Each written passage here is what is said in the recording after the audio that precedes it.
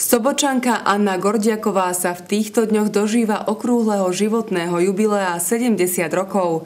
Svojím elánom a prístupom k životu by však mohla ísť príkladom aj o mnoho mladším.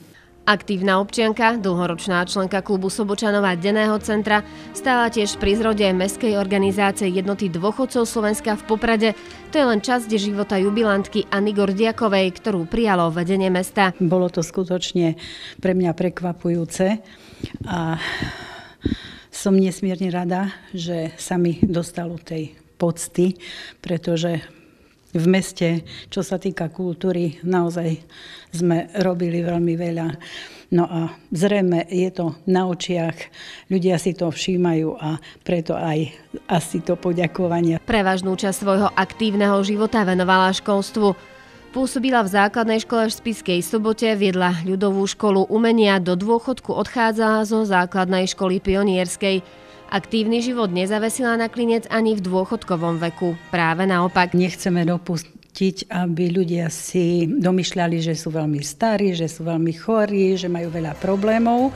Aby na to nemysleli, tak preto organizujeme kadejaké podujatia práve pre seniorov. Pani Gordiaková žila a naďalej žije pre svoje mesto, pre mesto Poprad. Svojím životným príbehom dokázala, že naozaj na mestu záleží. Vychovala mnohé generácie Popračanov.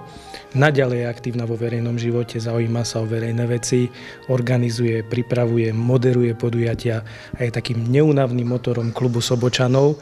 A ja sa jej chcem za to všetko poďakovať sa v mene mesta, v mene primátora a zaželať veľa úspechu a veľa zdravia. Tento rok pripadol deň jej narodenín na piatok 13.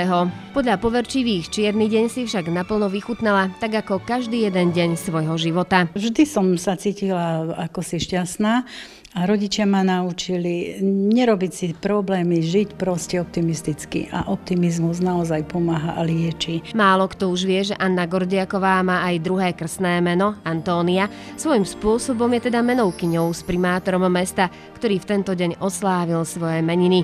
Vždy pozorná a láskavá jubilantka na ne nezabudla.